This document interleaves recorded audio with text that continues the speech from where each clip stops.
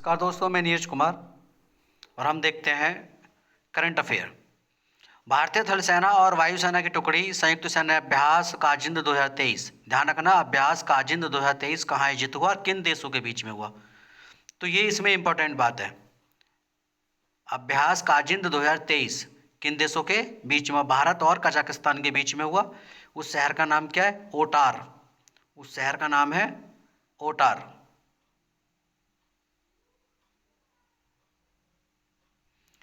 ये याद रखना है। कब हुआ था आयोजित?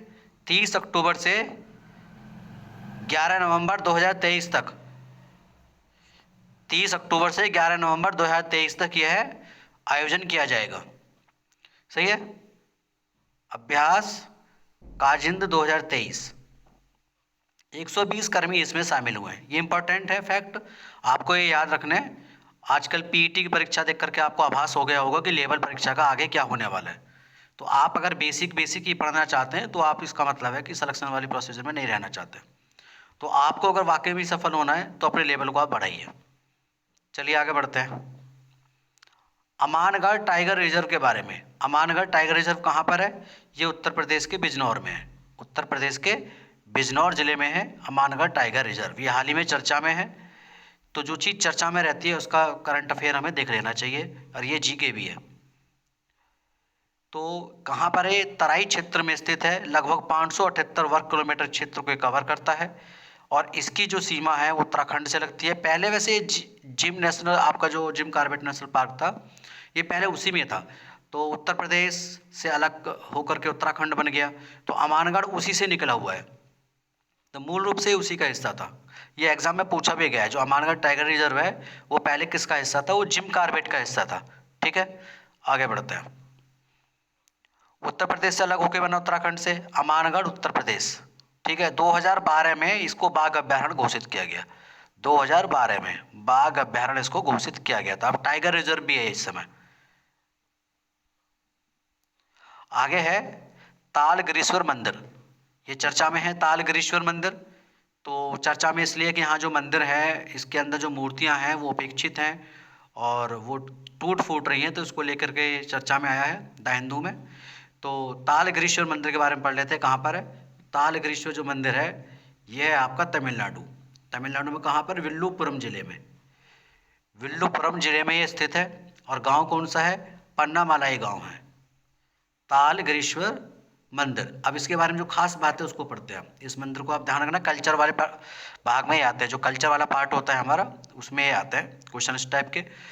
मंदिर का जो निर्माण है पनामालाई झील के पास ये निर्माण हुआ। कहाँ पर?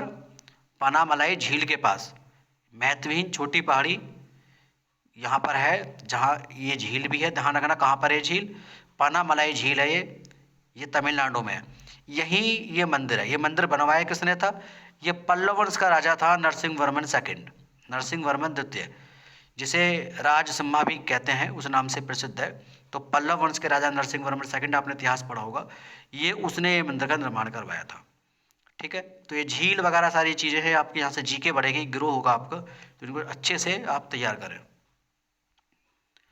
अब यहाँ विशेष बात और भी है, देखिए यहाँ 8 हाथों से नृत्य करते हुए भगवान शिव की पेंटिंग है। देखिए यूपीएससी में ही पूछा जा चुका है क्वेश्चन कि 8 हाथों से नृत्य करते हुए भगवान शिव की एक पेंटिंग कहाँ से प्राप्त हुई है? इसी मंदिर में है।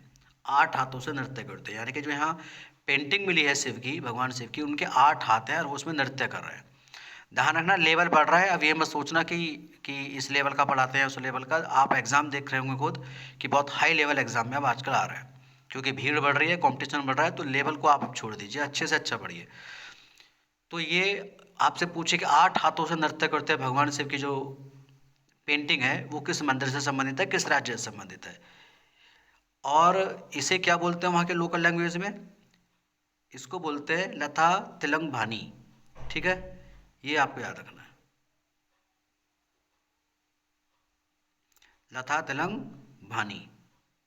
जिसे क्या कहा गया? जिसे देवी पार्वती अपने मुकुट और अच्छी तरह से सजाए गए छत्र के साथ देख रही हैं। तो पार्वती का भी यहाँ जिक्र है।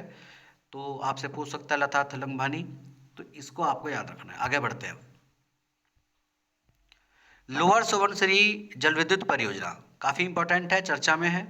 तो आपको ये पता रहना चाहिए कि क्यों चर्चा में है और ये क्यों प्रसिद्ध है। लोअर सुबनसिरी जल विद्युत परियोजना है कहाँ पर? यह भारत में शुरू की गई अब तक की सबसे बड़ी जल विद्युत परियोजना है। देखो एक महत्वपूर्ण जीके हो गया, आपसे पूछे कि सबसे बड़ी जल विद्युत परियोजना भारत की कौन सी है, तो लोअर सुबनसिरी सबसे बड़ी है। ठीक है, आगे यह सुबनसिरी नदी पर है। कौन सी नदी पर है? सुबनसिरी नदी पर है। तो सुबनसिरी जो नदी है किसकी सहायक नदी है बताइए? ठीक है, आगे मिलेगी सुबनसिरी, ये ब्रह्मपुत्र की सहायक नदी है। तो ये भारत की सबसे बड़ी जल विद्युत परियोजना सुबनसिरी नदी पर है, जो कि ब्रह्मपुत्र की सहायक नदी है। कहाँ पर है, कौन से बॉर्डर पर है? अरुणाचल प्रदेश और असम की सीमा पर। अरुणाचल प्रदेश और असम की सीमा पर यह परियोजना है। सही है, दो राज्य भी हैं। सुबनसिरी नदी के बारे में देखिए, सुबनसिरी नदी को गोल्ड नदी भी कहते हैं, सुनहरी नदी। आपसे पूछ लिया एग्जाम में सुनहरी नदी किसे कहते हैं, गोल्ड रिवर किसे कहते हैं, तो सुबनसिरी को गोल्ड रिवर कहते हैं। ये इंपॉर्टेंट बात आपको हुई तैयार। सुबनसिरी नदी को गोल्ड रिवर के नाम से जाना जाता है। ब्रह्मपुत्र नदी की सबसे बड़ी सहायक नदी भी है। आपसे पूछे ब्रह्मपुत्र की सबसे बड़ी सहायक नदी कौन सी है, तो भी आप इसको आंसर कर पाएंगे। यानी कि सबसे बड़ी कौन सी है? सुबनसिरी, सुबनसिरी नदी है और इसे गोल्ड रिवर कहते हैं। ठीक है, ये इंपॉर्टेंट बात हुई। असम, अरुणाचल प्रदेश और चीन के तिब्बत स्वायत्त क्षेत्र से होकर बहती है। इसका मतलब है नदी कहाँ से आती है? ये तिब्बत से आती है नदी। तिब्बत से आकर के आपके अरुणाचल प्रदेश, फिर असम, और ये बहुत ही इंपॉर्टेंट नदी बन जाती है। और माजुली द्वीप के रहस्यमय संगम पर ब्रह्मपुत्र नदी में आकर के मिल जाती है। माजुली द्वीप जानते होंगे ब्रह्मपुत्र नदी में है, दुनिया का सबसे बड़ा नदी द्वीप है असम में। और इसके पास में कौन सी नदी आके मिलती है, तो सुबनसिरी नदी यहाँ ब्रह्मपुत्र नदी में आकर के मिल जाती है। तो ये चीज़ें आपको याद रखनी है। देखिए इनको नोट कर लेना अगर आपको, या आप अपनी स्पीड बढ़ा करके वीडियो बार बार देख लें, आपको याद हो जाएगा। पॉइंट कैलिमरे वन्यजीव अभ्यारण्य हाल ही में चर्चा में है और एग्जाम में कई बार आ चुका है। पहली बात तो ये है कि पॉइंट कैलिमरे वन्यजीव अभ्यारण्य कहाँ पर है, तो आपका सही आंसर होगा कि ये तमिलनाडु में। कहाँ पर है? ये तमिलनाडु में है। इसकी स्थापना 1967 में हुई। इसकी स्थापना कब हुई? 1967 में हुई। और यहाँ पर एक प्रसिद्ध पक्षी अभ्यारण्य भी है, तो उसका नाम क्या है? वेदारण्यम पक्षी अभ्यारण्य। ध्यान रखना, ये पूछा गया एग्जाम में। सही है, तो चीज़ चर्चा में रहती है, उसको थोड़ा सा आप ध्यान से पढ़ा करो। यह पूर्व में बंगाल की खाड़ी और दक्षिण में पाक जलडमरू से ये घिरा है। यहाँ पर मुख्य रूप से काले मृग की सुरक्षा और संरक्षण पर केंद्रित ये क्षेत्र है, जहाँ काले मृग पाए जाते हैं, काले हिरन कह सकते हो, पाए जाते हैं। उनका संरक्षण यहाँ पर होता है। इसे रामसर स्थल के रूप में भी नामित किया। इसका मतलब ये वेटलैंड भी है। क्या है ये? वेटलैंड। रामसर स्थल का मतलब है आर्द्र भूमि। तो ये स्थल आर्द्र भूमि भी आता है। आपको पता है भारत में 75 आर्द्र स्थल हैं। भारत में 75 आर्द्र स्थल हैं। तो रामसर शहर ईरान में है। आजकल ईरान चर्चा में है, आपने देखा होगा टीवी पर।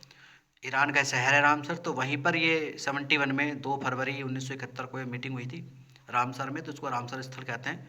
आर्द्र भूमि के लिए हुई थी और आर्द्र भूमि संरक्षण दिवस 2 फरवरी को मनाया जाता है। तो ये भी आपकी जीके हुई। पहली बार जो अभी चुनाव हो रहे हैं 5 राज्यों में, आपको पता होगा, तो मिजोरम में भी चुनाव हो रहे हैं। तो मिजोरम में कौन सी जनजाति इस बार वोटिंग नहीं करेगी, यानी वोट नहीं डालेगी? तो कौन सी जनजाति है जो वोट इस बार नहीं कर रही है मिजोरम के चुनाव में? तो आपका ब्रू जनजाति है। ब्रू शरणार्थी इनको बोलते। ये मिजोरम के चुनाव में इस बार भाग नहीं ले रहे हैं, क्योंकि इसे कहाँ का स्थायी आवास दे दिया गया है, स्थायी निवासी बना दिया है त्रिपुरा का। तो त्रिपुरा में तो चुनाव है नहीं, तो अब ब्रू शरणार्थियों को त्रिपुरा का स्थायी निवासी मान लिया गया है, इसलिए मिजोरम चुनाव में इस बार वोटिंग नहीं करेंगे। ब्रू, जिन्हें रियांग के नाम से भी जाना जाता है, ध्यान रखना, ब्रू जनजाति को क्या बोलते हैं? रियांग भी इनको बोलते हैं। पूर्वोत्तर की मूल निवासी समुदाय है ये आपके त्रिपुरा, मिजोरम, असम में रहते हैं। तो मिजोरम के चुनाव में इस बार भाग नहीं ले रहे हैं, तो ये ध्यान रखना। इन्हें त्रिपुरा में विशेष रूप से पीवीटीजी समूह में शामिल किया जाता है। पीवीटीजी समूह है विशेष रूप से कमजोर जनजातीय समूह। इंडो मंगोलायड नस्ल है ये। इनकी तिब्बत वर्मनी परिवार वाली इनकी भाषा भी है, और भाषा इनकी कोब्रू है। कोब्रू भाषा बोलते हैं, देखिए कोब्रू भाषा बोलते हैं। ठीक है, भारतीय नौसेना ने हाल ही में Mahabali tug soft shipyard private limited Gujarat को चालू कर दिया है। तो ये याद रखना है, इसमें महाबली टग किसने, कहाँ पर स्टार्ट हो गया नौसेना का, गुजरात में, महाबली टग। सही है। 25 टन का बोलार्ड पुल यानी कि बीपी टग है, ये गुजरात के भरूच में स्थित है। सॉफ्ट शिपयार्ड का निर्माण किया जा रहा है रक्षा मंत्रालय के द्वारा। बस इतना इसको याद रखना है, भरूच गुजरात। ठीक है, तो इम्पोर्टेंट जीके यहाँ पे जो चर्चा में अभी हाल ही में रहे हैं पिछले 1-2 दिन में, वो मैंने आपको बता दिए हैं और एग्जाम के दृष्टिकोण से बहुत ही इंपॉर्टेंट है। आपको पता होना चाहिए कि आजकल द हिंदू, इंडियन एक्सप्रेस और पीआईबी की जो न्यूज़ है वो करंट अफेयर में ज़रूर आती है। इस बार आपने देखा होगा अभी एग्ज़ाम हो रहे हैं, उसमें ना तो G20 आया है, ना उसमें किसी गेम से जुड़ा हुआ है। उसमें इस प्रकार के कोई क्वेश्चन जो बच्चे याद करके गए थे कुछ नहीं आए, अलग ही अलग टाइप के क्वेश्चन आए। तो उसी लेवल पर आप अपनी तैयारी करें। धन्यवाद। मैं नीरज कुमार। वीडियो को शेयर करें, सब्सक्राइब करें। Thank you.